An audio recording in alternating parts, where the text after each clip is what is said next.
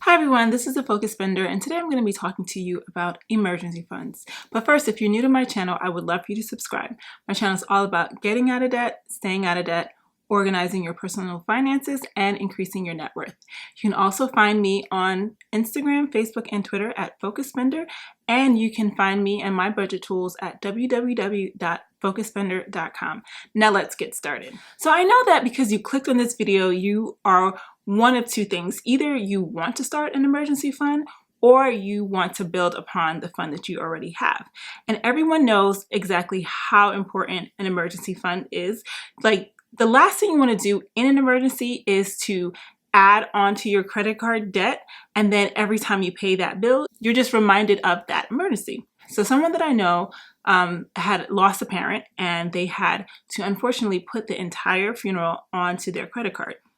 And the funeral was about $6,000. So for the next 4 or 5 years, every time they went to pay off that credit card, knowing that the only thing that they had spent any money on was that funeral, they were constantly reminded of losing their parent, which is not some place that you want to be. But unfortunately, that parent had not set up themselves for an emergency, didn't have insurance, didn't have savings.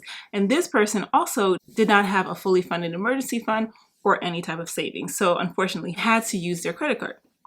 So I don't want that to happen to any of you guys. I really want you to have a built-out emergency fund. So if anything happens, you can turn to that money as opposed to using credit cards. So in today's video, I'm going to answer 3 questions: how much money you should have in your fund, where you should keep your fund, and how you can build it up quickly. So I know that Dave Ramsey always tells people that they need $1,000 in their emergency fund. And when I read the book, The Total Money Makeover, and I did the baby steps, I knew automatically that $1,000 was just not going to be enough for me. Living in New York City, it's just, $1,000 just was not realistic. And for anyone that lives in New York City or any major city, I can already tell you that your mortgage or your rent is likely even more than $1,000. So at bare minimum, you're gonna want to be able to cover your rent. So what I would suggest, everyone knows that the standard is 3 to 6 months, but if you have nothing in savings, I would at least just start off with 1 month so that you have some type of a cushion in case of an emergency. So in terms of how to calculate exactly how much money you need to have in your emergency fund, I would calculate all of your fixed expenses. So that's your rent, your mortgage, your car insurance, your utilities, your phone bill, anything that you have to pay every single month. That's a non-negotiable, and the price is not going to change. I would not include your variable expenses like how much money you're spending on eating out, or if you're buying clothes or whatever else you're buying, because those things can be reduced in a pinch. So the things that you cannot get away from at all, that's what I would add up to get my bare minimum emergency fund for the month. And then once you're comfortable and you're able to build out that 1 month, multiply that number by 3, multiply that number by 6, and that's how much you need for your 3 to 6 month emergency fund. I hate to have to scare you, but I just read an article that said 2/3 of American CEOs predict that by the year 2020, we will be in a recession. So before anything happens, I suggest you start stacking your funds today.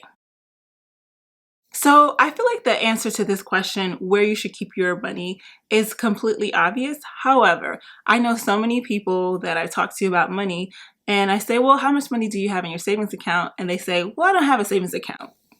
I just keep my money in my checking. And I say, okay, no, you do not want to keep your emergency fund in your checking account. You want it in a savings account, because if you're constantly swiping your debit card and the money that you're saving for an emergency is in that same account, how are you going to know when to stop?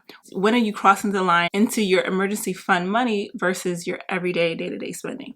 But not only do you not want to have it in your checking account and you want it in a savings account, you want it in a separate savings account. So you might be saving for a car, you might be saving for a down payment on the house, you might be saving for whatever you're saving for.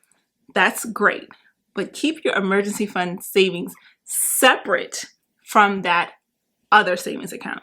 You might want to put it in a separate bank account with just a whole new bank, or you might want to use a company like Betterment.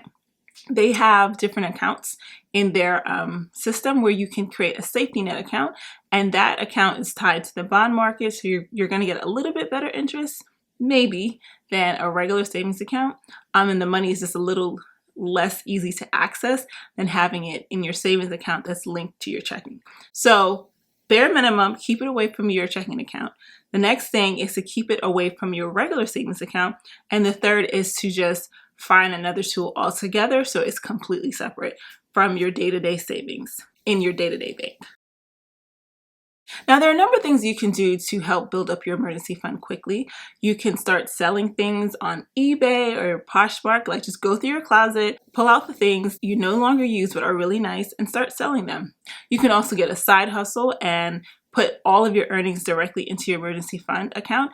I used to tutor, and that was a great way to get extra money. And I have another tip, which might be a little bit controversial, but temporarily, and I do mean temporarily, you can either stop contributing to your 401k, like a month, 2 or 3, or you can reduce. Let's say you are right now very aggressive where you're putting in 10%.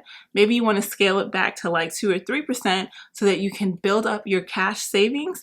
And once you have that money set aside, you can then turn up your 403b, 401k savings or whatever investments you're doing.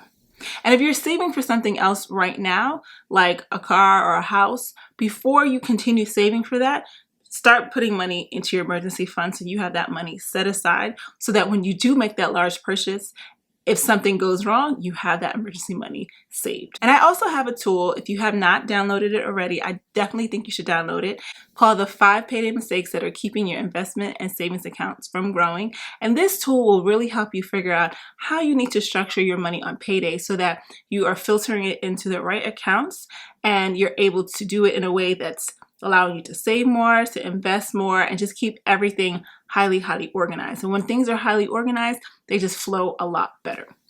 Now, I hope you enjoyed this video.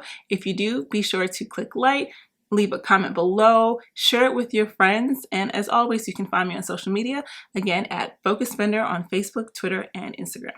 Thanks. Bye-bye.